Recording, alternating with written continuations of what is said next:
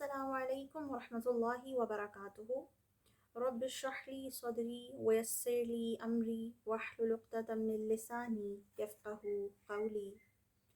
آج ہم انشاءاللہ العزیز اس بارے میں بات کریں گے کہ بطور مسلم خواتین ہمیں رمضان المبارک کا استقبال کس طرح کرنا چاہیے۔ کتاب و سنت نے بعض مقامات اور اوقات کو اجر و ثواب کی کثرت کے اعتبار سے ممتاز قرار دیا ہے، اور کسی بھی مسلمان کے لیے یہ مناسب نہیں ہے کہ وہ ان اوقات اور مقامات سے بے پرواہ رہے، یعنی اسے علم ہی نہ ہو کہ دن کا کون سا وقت یا آنے والے دنوں میں کون سا ایسا وقت، دن یا مہینہ آنے والا ہے جو عبادت کے لحاظ سے اللہ سبحانہ و تعالیٰ کے نزدیک بہت مقرب ہے، بلکہ اس کا عمل کیا ہونا چاہیے کہ وہ بڑھ چڑھ کر ان اعمال میں حصہ لے اور ایک دوسرے سے سبقت لے جانے کی کوشش کرے اور اجر و ثواب کے لحاظ سے حریص رہے۔ اللہ سبحانہ و تعالیٰ فرماتے ہیں کہ رغبت کرنے والوں کو اسی کی رغبت کرنی چاہیے، یعنی نیکیوں میں سبقت لے جانے کی کوشش میں لگے رہنا چاہیے۔ اولو العزم سلف صالحین عبادات کے دنوں کو غنیمت سمجھ کر ان کا انتظار کیا کرتے تھے اور ان کا بھرپور فائدہ اٹھایا کرتے تھے۔ تو بطور مسلم خواتین بھی ہمیں یہی چاہیے کہ ہم ان دنوں، مقامات اور اوقات کا خصوصی اہتمام کریں۔ رسول اللہ صلی اللہ علیہ وسلم سے ثابت ہے کہ آپ صحابہ کرام رضی اللہ عنہم کو رمضان المبارک کی آمد کی یوں خوشخبری سنایا کرتے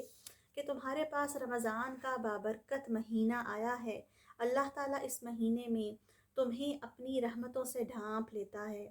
وہ اپنی رحمت نازل کرتا ہے اور گناہوں کو مٹاتا ہے، نیز دعاؤں کو قبول کرتا ہے۔ وہ تمہاری رغبت، چاہت اور جوش و خروش کو دیکھ کر فرشتوں پر فخر کرتا ہے، اس لیے تم اللہ تعالیٰ کو اپنی طرف سے بھلائی دکھاؤ، اور جو اس مہینے میں اللہ کی رحمت سے محروم ہو گیا وہ انتہائی بدبخت ہے۔ استغفر اللہ۔ خواتین کو اس دعا کے ساتھ رمضان کا استقبال کرنا چاہیے کہ اللہ سبحانہ و تعالیٰ انہیں رمضان کا مہینہ اس حال میں میسر کرے کہ وہ صحت و عافیت سے ہوں، تاکہ وہ پوری قوت اور حوصلے کے ساتھ اللہ تعالیٰ کی عبادات مثلاً صیام اور قیام اور ذکر و اذکار کر سکیں۔ کتنے ہی لوگ ہماری نظروں کے سامنے ان دنوں کا انتظار کرتے ہوئے دنیا سے رخصت ہو گئے، تو اللہ سبحانہ و تعالیٰ کا بہت زیادہ شکر کرتے ہوئے اور ہمت کے ساتھ اور جذبے کے ساتھ ان دنوں کا استقبال کرنا چاہیے۔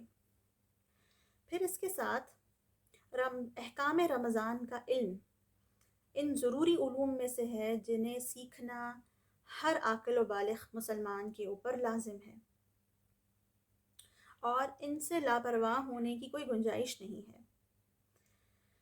علامہ ابن عبد البر رحمہ اللہ فرماتے ہیں کہ رمضان کا روزہ فرض ہے، اس لیے روزہ دار کے لیے یہ جاننا ضروری ہے کہ کون سی چیزیں اس کے روزے کو باطل کر دیتی ہیں اور کون سی چیزیں ایسی ہیں جن کے بغیر اس کا روزہ مکمل ہی نہیں ہوتا۔ اس لیے بطور مسلم خواتین ہمارے لیے یہ ضروری ہے کہ رمضان المبارک کے متعلق احکامات اور تمام معلومات جن کا جاننا ہمارے لیے ضروری ہے،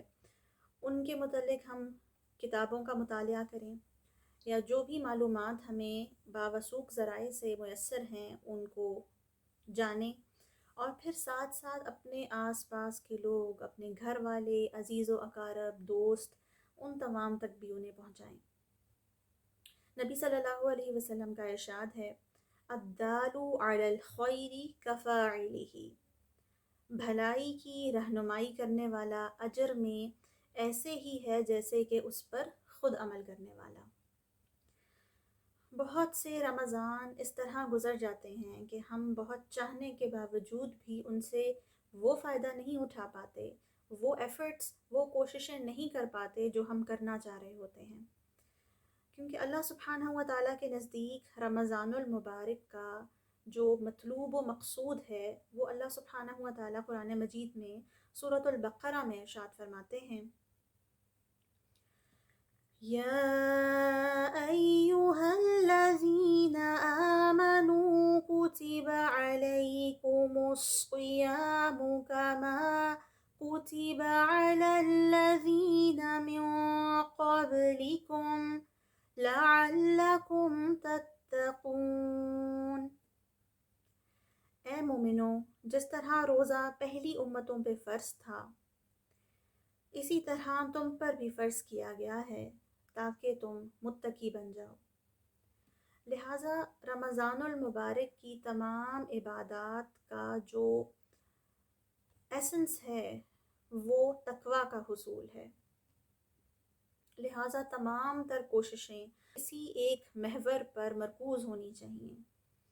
کہ ہمارے دل میں اللہ سبحانہ و تعالیٰ کا احساس اور اللہ سبحانہ و تعالیٰ کی ناراضگی کا خوف پیدا ہو سکے۔ تو انشاءاللہ العزیز ہم اپنی نیکسٹ ویڈیو میں یہ جانیں گے کہ رمضان کے آنے سے پہلے پہلے ہمیں کیا ایسے اقدامات اور کیا ایسا پلان بنا لینا چاہیے، اور کون سی ایسی چیزیں ہیں جو لکھ لینی چاہیے جن کا خیال ہم نے رمضان المبارک میں رکھنا ہے، تاکہ جو ہمارا مقصد ہے تقویٰ کا حصول، اس کے طرف ہمارے قدم اٹھ سکیں۔ انشاءاللہ العزیز بہت جلد ہم اسی سلسلے کی دوسری ویڈیو کے ساتھ حاضر ہوں گے۔ تب تک کے لیے اجازت۔ سبحانک اللہم و بحمدک نشہد ان لا الہ الا انت نستغفرک و نتوب الیک۔ السلام علیکم ورحمۃ اللہ وبرکاتہ۔